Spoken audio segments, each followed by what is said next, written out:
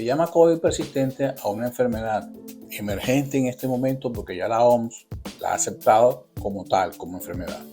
Se determinan aquellos pacientes que han tenido previamente COVID con diagnóstico de PCR o sin diagnóstico de PCR y que hay síntomas que persisten por más de 3 meses. Esto es lo más importante, el tiempo que persisten estos síntomas, signos en los pacientes.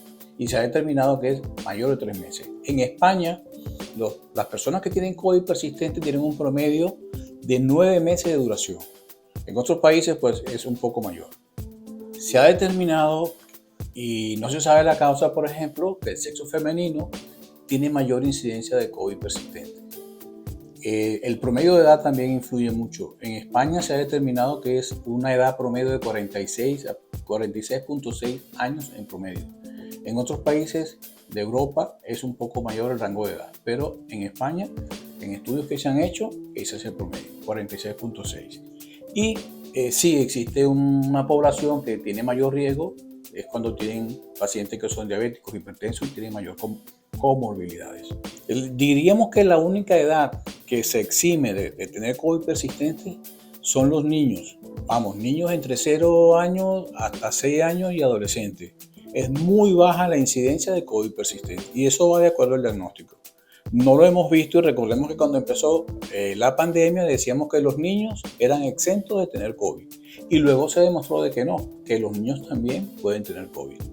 Han determinado alrededor de 200 síntomas, signos que se ven en pacientes con COVID persistente. Sin embargo, el síntoma, signo más común es la fatiga, el cansancio que presenta el paciente.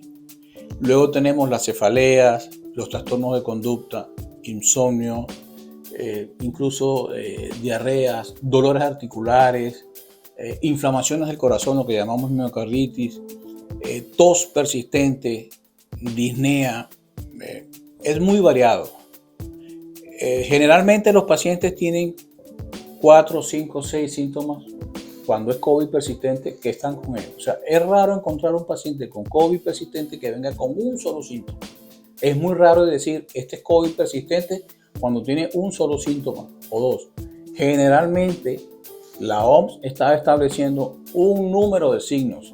Hablaban al principio de que tenía la obligación de que el paciente mostrara 12 síntomas, signos, cosas que luego han disminuido, pero les repito que la clínica es muy florida. En cuanto al sistema neurológico, cabe resaltar lo que llamamos el síndrome de la niebla.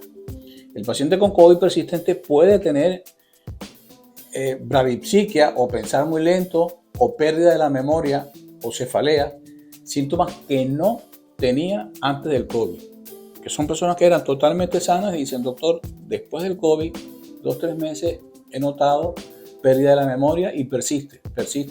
Hacemos resonancia, hacemos estudios y vemos pocos cambios, con lo cual sí se asocia esos cambios que estamos viendo en resonancia a los síntomas, signos que presenta el paciente.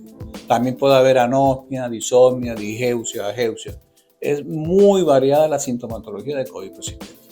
En principio, sí, hay muchas enfermedades que son de carácter reumatológico e inmunológico que pueden estar o coexistiendo con el COVID persistente o que el paciente nunca ha tenido sintomatología de esta enfermedad subyacente y que cuando hacemos los estudios determinamos que el COVID parece que altera la inmunología de este paciente y esa enfermedad subyacente hace su aparición.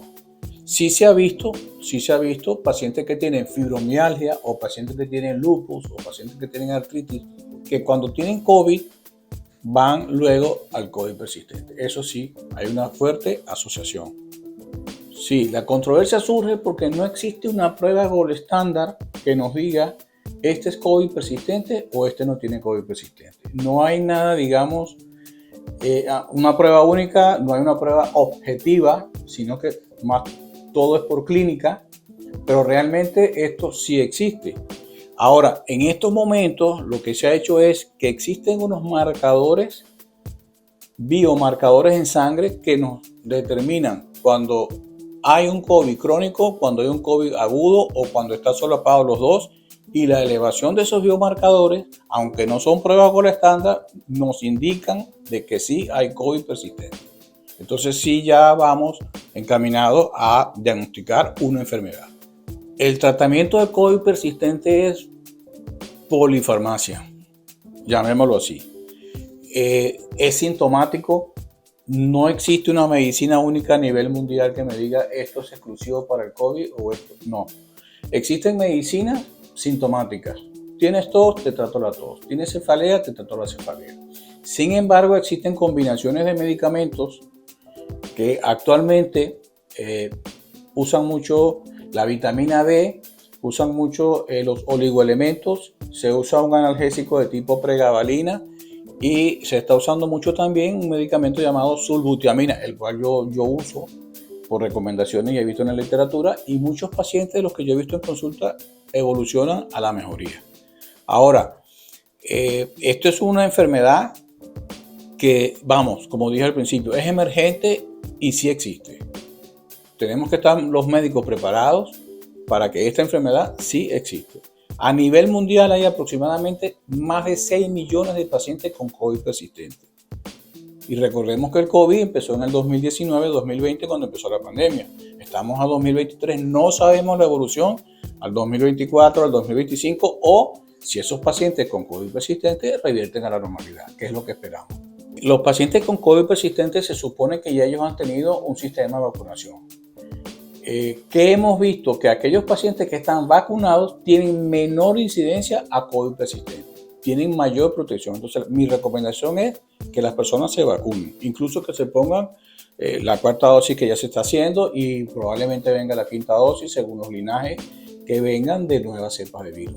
Sí es muy recomendable la vacuna y en aquellas personas que, por ejemplo, tienen comorbilidades como diabetes, hipertensión arterial, enfermedades inmunológicas o enfermedades cancerígenas, es mucho más recomendable la vacunación.